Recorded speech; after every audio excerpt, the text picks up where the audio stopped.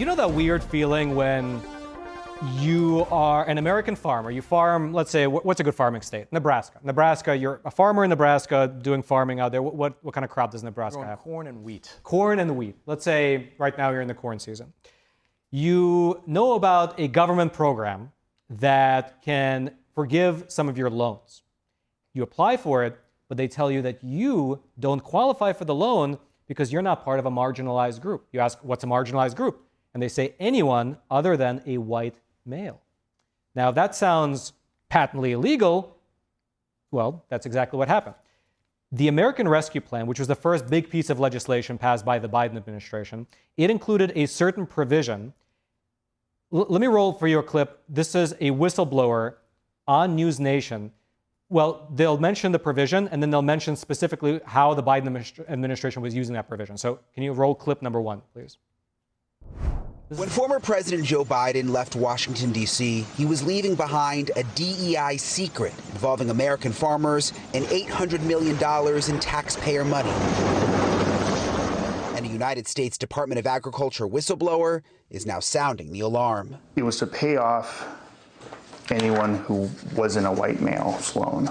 That was the only qualification for this loan forgiveness. And what was the reaction? So it was really silent.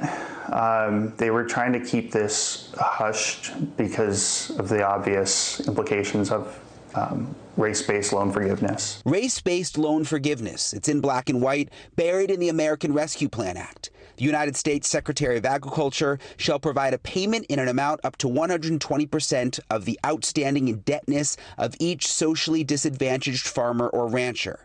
The act explicitly lays out who's considered socially disadvantaged. All right.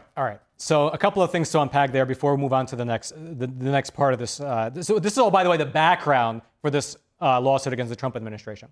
So the first part was that the law, the provision in that law made it such that if you came from a, what was it called, underprivileged group or a oppressed group, I forgot the exact language, but they didn't specify what that group was. But the form, it had every option that you could check, missing one, white. Then the other part that was interesting was it was 120% loan forgiveness, which, listen, I'm not an economist, but I see an arbitrage opportunity there. You take out a fat loan, you get it forgiven. That's a pretty sweet deal. Now, patently illegal. A group of farmers, they got together, they sued the Biden administration, and they won, right? Because, I mean, you can't do that. That's obviously illegal. But never count the federal government out. They had their ways. Roll clip number 2, please. The Biden administration was not ready to give up. They passed the Inflation Reduction Act to help farmers who couldn't pay their loans. It was supposed to help all farmers, but News Nation has learned all farmers were not told about it. News Nation obtaining a copy of this email that was sent out to share information about new payments and/or loan modifications that may assist you. But here's the catch. Our whistleblower says it was only sent to the minority farmers, aka the socially disadvantaged group. And he says USDA workers were even instructed to tell that group to stop paying their loans because they would still be forgiven. The whistleblower says none of the white farmers he works with received the email. They got nothing. You know, it might not meet the legal definition of fraud, but it isn't right. It was discriminatory, it was unethical, and the people who pushed it are still in charge of the agency. They're still in charge? Yes.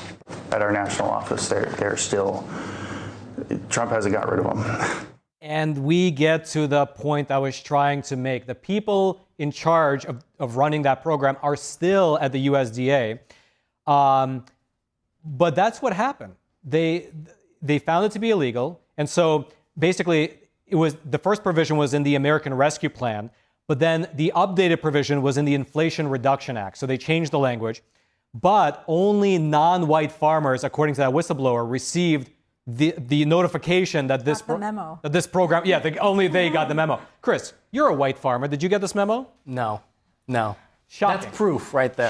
Shocking development. But seriously, I mean, that's obviously bad, right? I mean, that's like he said, it might not meet the definition of fraud, but you're basically just doing the same thing. So you fast forward now, we have a different administration in charge, but apparently the people who at the USDA were running this kind of program are still in charge, And apparently it's still happening. And so this farmer named Adam Faust, he was actually one of the farmers who was part of that group of farmers who sued the Biden administration successfully. He's now suing the Trump administration, saying that these programs still exist. And there's three examples that he gave in his lawsuit.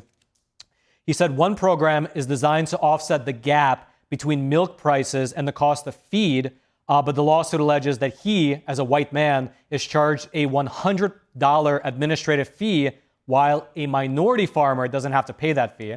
Seems minor, but it's unfair. White tax. You said it, not me. Yeah, well, white because of milk, mind you. Okay, the second example of discrimination, he says that he also participates in a USDA program that guarantees 90% of the value of loans to white farmers, but 95% of those loans to women and racial minorities. Don't understand why it would be like that. And then lastly, Faust, the farmer, has also begun to work on a new manure storage system that could qualify for reimbursement under the Environmental Conservation Program, but 75% of his costs as a white man are eligible, while 90% of the costs for a minority farmer would be eligible. So it seems like basically white farmers do qualify for the same programs, but like they get less money for it. As a white farmer, Chris, how do you feel about that? Well, let me tell you something. The margins in agriculture are extremely slim. Agriculture truly is a vocation. And it's true that there are several minority groups that are underrepresented in farming. That is 100% true. So I can see the logic of doing something like this to try to incentivize or encourage minorities to get into farming. But there is something called justice and ethics, and this clearly violates that, in my opinion. And I want to mention something else. It was talked about in that clip. We didn't play the specific segment. You say that you have justice, ethics, you don't have enough minorities. There is no income or proof of funds requirement for the illegal programs that we're running. Meaning, you could have been a black minority farmer, and you could continue to be a minority farmer here, who is just you have generational farms. Maybe you're picking up farms here and there, so you're actually a big enterprise in your local community. You still qualify for these loans. So it's just a pure race-based situation here, which, I mean, that to me on its face doesn't seem right. And I think probably this is an oversight by the Trump administration. There's probably so many things that they were doing. I'm guessing that's a what is that called?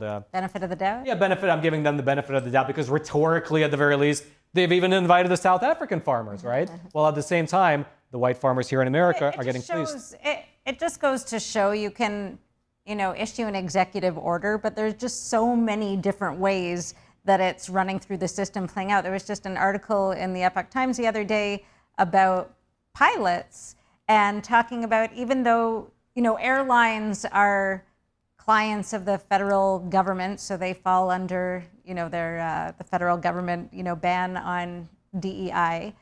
But this one pilot was talking about, I can't remember the specifics of it, but basically she had had a conversation with someone and realized that in pilot school, they were bending over backwards to pass minority students, even if they weren't qualified, did dangerous things to get them passed. So obviously it's a very dangerous situation, but how can the government monitor, all these different levels of things that are going on, every little piece of legislation, every little way, you expect your order to be enacted? It's virtually impossible. So I guess they rely on lawsuits to fix the problems. Yeah. All right, I know exactly what you're thinking. That was a great clip you just watched. Now, if you're watching on YouTube, make sure to follow and also check out either these videos or maybe they're on this side. I don't know which side they're on, but we set it up. So these are the videos that YouTube is suggesting to you as the best ones that you'll probably like the most. So check them out, this side, and until next time.